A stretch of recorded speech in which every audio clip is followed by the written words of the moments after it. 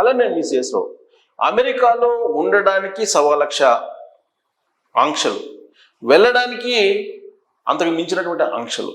ఇలాంటి పరిస్థితుల్లో dollar dream అనేది ఇంకా కరిగిపోయినట్టేనా, ఇక డాలర్ని మర్చిపోవటమేనా అని అంటే అంతర్జాతీయ నిపుణులు కూడా ఏమంటున్నారంటే అమెరికాని మర్చిపోండి, 2030 నాటికి అంతర్జాతీయ కరెన్సీగా డాలర్ ఉండదు, డాలర్ బలహీనపడుతుంది, 50 రూపాయలకు వచ్చేస్తుంది అని చెప్పి అంచనా వేస్తూ ఉన్నారు 2030 నాటికి డాలర్ వాల్యూ. ఇలాంటి పరిస్థితుల్లో మన వాళ్ళు అమెరికా వెళ్లాల్సిన అవసరం ఉందా అనేటువంటి ప్రశ్న వేసుకుంటున్నారు. అందుకే ఇప్పుడు ప్రత్యామ్నాయ మార్గం చూసుకుంటున్నారు. ఆస్ట్రేలియాలో వెళ్దామంటేనేమో అక్కడ గో బ్యాక్ ఇండియా అంటున్నారు, న్యూజిలాండ్ వెళ్దామంటే అదే పరిస్థితి ఉంది. ప్రపంచవ్యాప్తంగా అన్ని దేశాల్లో ఇలాంటి పరిస్థితి ఉంది. అలాంటి పరిస్థితుల్లో ఇండియాకి రావడమే సరైనటువంటి నిర్ణయం అనేటువంటి అభిప్రాయానికి ఎక్కువ మంది వస్తూ ఉన్నారు. ఇప్పటికే చాలామంది స్టూడెంట్స్ తిరుగుముఖం పట్టారు. అక్కడికి వెళ్ళడానికి ఎవరు ఇష్టపడలేదు. గత ఏడాదితో పోల్చుకుంటే ఈ ఏడాది 60% మంది తగ్గిపోయారు అక్కడికి వెళ్ళడానికి, చదువుకోవడానికి. కారణం ఏంటంటే ఇప్పుడు తాజాగా ఒక నిర్ణయం తీసుకొచ్చారు. ఏంటి అని అంటే ఇప్పుడు మీరు అక్కడ H1B వీసా ఉన్నా, B1 ఉన్నా, లేదంటే ఏ వీసా ఉన్నప్పటికీ కూడా మీరు రెన్యువల్ చేసుకోవడానికి మళ్ళా ఇండియా రావాలి అనేది ఒక నిర్ణయం. అది ఆల్రెడీ ఇంప్లిమెంటేషన్లోకి వచ్చేసింది. ఇప్పుడు తాజాగా అయినటువంటి అప్డేట్. గతంలో ఏం చేసేవాళ్ళంటే వాళ్ళు రెన్యువల్కి ఇక్కడ రాకుండానే ప్రత్యామ్నాయ మార్గాలు ఉండేవి. కానీ ఇక నుంచి అలా కాదు. ఇండియాకు వచ్చి ఇండియాలో ఖచ్చితంగా ఇంటర్వ్యూ ఫేస్ చేయాల్సిందే. ఇంటర్వ్యూ ఫేస్ చేసిన తర్వాత అప్పుడు మళ్ళా దానికి రెన్యువల్ ఇస్తే అప్పుడు వెళ్ళాలి. ఇది ఒకటి. రెండు, ఒకవేళ ఇప్పుడు ఇంటర్వ్యూకి వెళ్ళాలి, ఇంటర్వ్యూకి వెళ్ళి అమెరికాకు వెళ్ళాలి, ఇలాంటి పరిస్థితుల్లో కూడా కొన్ని ఆంక్షలు పెట్టారు. స్టూడెంట్స్ని ఆశాంతము వాళ్ళ సోషల్ మీడియా అకౌంట్స్ని తీసుకొని అధ్యయనం చేస్తున్నారు. అధ్యయనం చేసి అసలు వీళ్ళని అమెరికాకు పంపించాలా లేదా, అసలు వీళ్ళ మైండ్ సెట్ ఏంటి, వీళ్ళ యొక్క యాక్టివిటీ ఏంటి అనేది ఇప్పుడు బాగా అన్వేషిస్తూ ఉన్నారు. ఇక స్టూడెంట్స్కి సంబంధించి అయితే ఒకవేళ వాళ్ళ సోషల్ మీడియా అకౌంట్స్లో కనుక అమెరికాకి వ్యతిరేకంగా లేదంటే అమెరికా వ్యతిరేకించేటువంటి దేశాలకి మద్దతుగా పోస్టులు కనుక పెడితే ఇమీడియట్గా వాళ్ళని వీసాలు రద్దు చేస్తున్నటువంటి పరిస్థితి. ఇప్పుడు తాజాగా వస్తున్నటువంటి అప్డేట్ ఏంటంటే ఐఆర్ఎస్ ఇప్పుడు తనిఖీలకు దిగింది. అక్కడ ఉన్నటువంటి ఐఆర్ఎస్ సిబ్బంది తనిఖీలకు దిగి గతం నుంచి అమెరికాలో ఎప్పుడైతే అడుగు పెట్టారో అప్పటి నుంచి ఇప్పటి వరకు, యాజ్ ఆఫ్ నౌ ఇప్పటి వరకు వీళ్ళ బిహేవియర్ ఏంటి, ఎప్పుడెప్పుడు వీళ్ళ మీద కేసులు, ఏం కేసులు నమోదయ్యాయి, డ్రంక్ అండ్ డ్రైవ్లు ఎన్ని కేసులు నమోదయ్యాయి, లేదా ఇతరత్ర కేసులు ఎన్ని ఉన్నాయి, వీళ్ళ యొక్క శాలరీ ఎంత, వీటన్నిటి మీద ఇప్పుడు స్క్రూటినీ చేస్తూ ఉన్నారు.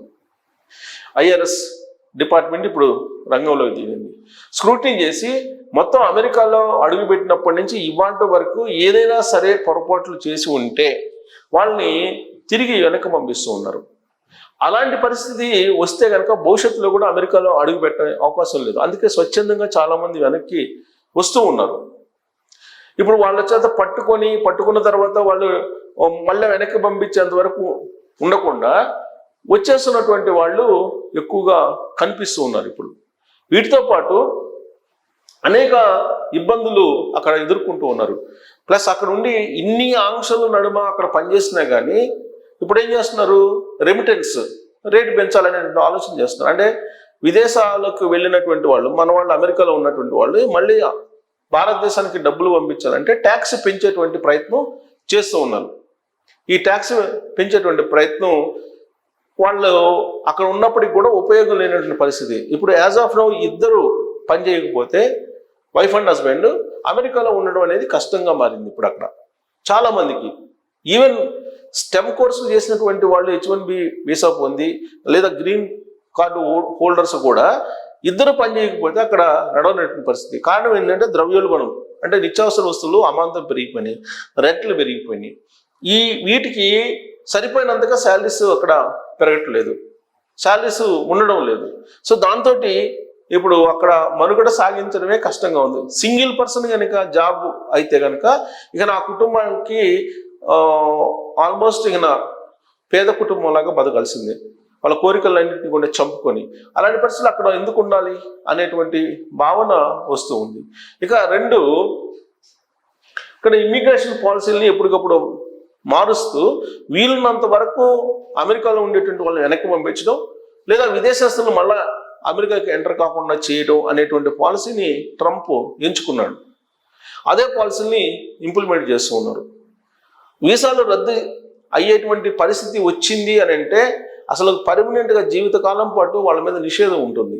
అలాంటి పరిస్థితికి వెళ్లకుండా జాగ్రత్త పడుతున్నారు అమెరికాలో ఉండేటువంటి మన వాళ్ళు. సో ట్రంప్ అమెరికా అధ్యక్షుడిగా బాధ్యతలు స్వీకరించిన తర్వాత గడ్డు పరిస్థితులు ఏర్పడ్డాయి అక్కడ. ప్రత్యేకించి రీసెంట్గా జరిగినటువంటి కొన్ని సంఘటనలు తీసుకుంటే ఒక స్టూడెంట్ని కాల్ చేశారు. అలాగే గుజరాత్కు సంబంధించినటువంటి ఒక వ్యక్తిని నడి రోడ్లో ఎన్కౌంటర్ చేశారు అక్కడ ఉండేటువంటి కాప్స్. మరోవైపు గో బ్యాక్ ఇండియా అనేటువంటి నినాదాలు పెద్ద ఎత్తున అక్కడ వస్తూ ఉన్నాయి. ఇంకొక వైపు ట్రంప్ ఎక్కడికి వెళ్తే అక్కడ నిరసనలు వ్యక్తం చేస్తున్నారు అక్కడ ఉండేటువంటి ఇమ్మిగ్రెంట్స్. కారణం ఏంటంటే అభద్రతా భావం, ఎప్పుడు ఏ రోజు ఏమవుతుందో తెలియనటువంటి సిట్యువేషన్. ఆ కారణంగా ఇప్పుడు తిరగబడుతున్నటువంటి పరిస్థితి. అసలు ఎప్పటి నుంచో ఉన్నటువంటి కేసులను కూడా తిరగదోడుతూ వీసాలను రద్దు చేసే ప్రయత్నం చేస్తూ ఉన్నారు. ఇంకొక వైపు ఇంటర్వ్యూస్, స్వదేశానికి వచ్చి ఇంటర్వ్యూ ఫేస్ చేయాలి, మళ్ళీ అక్కడికి వెళ్ళాలి. ఇలాంటివన్నీ కూడా రకరకాలు పెట్టారు. ఇప్పుడు స్టూడెంట్స్కి సంబంధించి ఆల్రెడీ ఓపీటీ ఉంది, ఓపీటీ టైం తగ్గించాలనే ప్రయత్నం చేస్తున్నారు.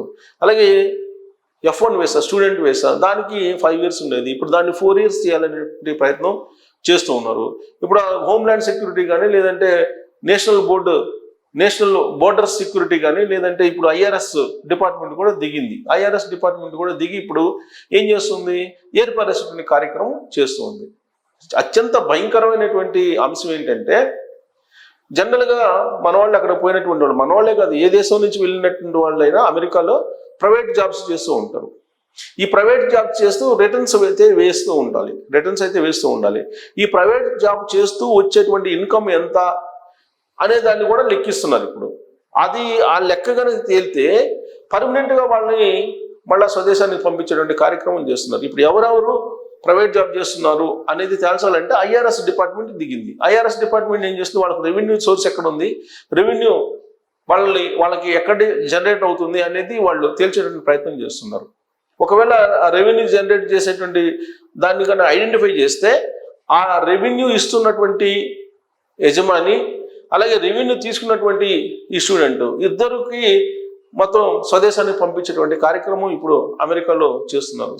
ఉదాహరణకి ఒక రెస్టారెంట్లో, తెలిసిన వాళ్ళ రెస్టారెంట్లో పనిచేస్తున్నారు, వాళ్ళు ఏదో ఇన్కమ్ ఇస్తున్నారు. ఆ ఇన్కమ్కు సంబంధించినటువంటి వివరాలు పొందుపరుస్తారు. ఎవ్రీ ఇయర్ రిటర్న్స్ అయితే వేయాలి. ఆ వేసినప్పుడు రిటర్న్స్ వీళ్ళు ఎక్కడ చేస్తున్నారు, ప్రాపర్గా జాబ్ చేస్తున్నారా లేదా అనేది ఐడెంటిఫై చేస్తున్నారు. అలాగే చాలా చోట్ల కంపెనీలు కూడా ఈ మ్యానిపులేషన్ చేస్తాయి, ఫేస్బుక్లో ఇవన్నీ కూడా మ్యానిపులేషన్ చేసి ఇస్తున్నాయి. ఈ మ్యానిపులేషన్ ఎప్పటి నుంచి చేస్తున్నారు వీళ్ళు అనేది కూడా స్క్రూటినీ చేస్తున్నారు. అంటే ఇప్పుడు ఒకవేళ మీరు ప్రొఫెషనల్గా, అఫీషియల్గా చట్ట ప్రకారం ఉద్యోగం చేసుకున్నప్పటికీ కూడా మీరు గతంలో ఇల్లీగల్గా ఎక్కడైనా చేసి మ్యానిపులేషన్ చేశారా అనేది కూడా ఇప్పుడు స్క్రూటినీ చేస్తున్నారు. ఆ విధమైనటువంటిది బయటపడితే కనుక స్వదేశానికి పంపించే దానికి ఇప్పుడు ఐఆర్ఎస్ డిపార్ట్మెంట్ సిద్ధమవుతుంది. సో ఇది చాలా ప్రమాదకరమైన అంశం. ఎందుకంటే 100కి 90 మంది అక్కడ పోయి ప్రైవేట్ జాబ్స్ చేసుకొని అన్అఫిషియల్గా ఏదో ఒక రకంగా ఓపీటీలో ఉంటూనే ఏదో ఒక రకంగా చేసుకుని బతుకుతూ ఉంటారు. అలా ఉండకూడదు యాక్చువల్గా చట్టం ప్రకారం, బట్ అలా ఉంటారు. అది ఐడెంటిఫై చేస్తే మాత్రం ఇమీడియట్గా డిపోర్టేషన్ చేసేదానికి అమెరికా ప్రభుత్వం ఇవాళ నుంచే ఒక నిర్ణయం తీసుకుంది. సో కాబట్టి స్వచ్ఛందంగా తిరిగి అమెరికా నుంచి ఇండియాకి రావడానికి చాలామంది సిద్ధపడుతూ ఉన్నారు. ఎందుకంటే శాశ్వతంగా జీవితకాలం నిషేధం వేయించుకోవడం కంటే ముందు రావటం మేలని చెప్పి ఈ నిర్ణయం మరి మంచిదేనా? ఈ నిర్ణయం అంటే గతం తాలూకు, లేదంటే గతంలో ఏ విధంగా చేశారు, ఎక్కడ పేసప్ తీసుకున్నారు, ఎక్కడ జీతం ఎంత, ఇవన్నీ స్క్రూటినీ చేస్తున్నారు. ఇది స్క్రూటినీ చేసినందువల్ల మరి రాబోయే రోజుల్లో అమెరికాలో ఉండేటువంటి మన వాళ్ళ పరిస్థితి ఏంటి? 5,50,00,000 మంది విదేశాల నుంచి వెళ్ళి అక్కడ స్థిరపడినటువంటి వాళ్ళు ఉన్నారు. వాళ్ళందరికీ సంబంధించినటువంటి రివ్యూ చేస్తున్నారు. వాళ్ళకి సంబంధించిన ఫైనాన్షియల్ బ్యాక్గ్రౌండ్ ఏంటి, ఫైనాన్షియల్కి సంబంధించిన గ్రోత్ ఏంటి, వాళ్ళకి సంబంధించినటువంటి ఫ్యామిలీ రిలేషన్స్ ఏంటి, వాళ్ళకి సంబంధించినటువంటి కేసులు ఏంటి, ఇవన్నీ రివ్యూ చేస్తున్నారు.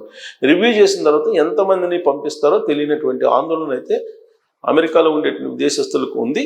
మరి ఈ 1,00,000 కారణాలు తోటి అక్కడ ఉండాలా మన వాళ్ళు, లేదా తిరిగి వచ్చేయాలా, తిరిగి వస్తే ఏం చేయాలి అనే దాని మీద మీరు కామెంట్ చేయొచ్చు. Thank you.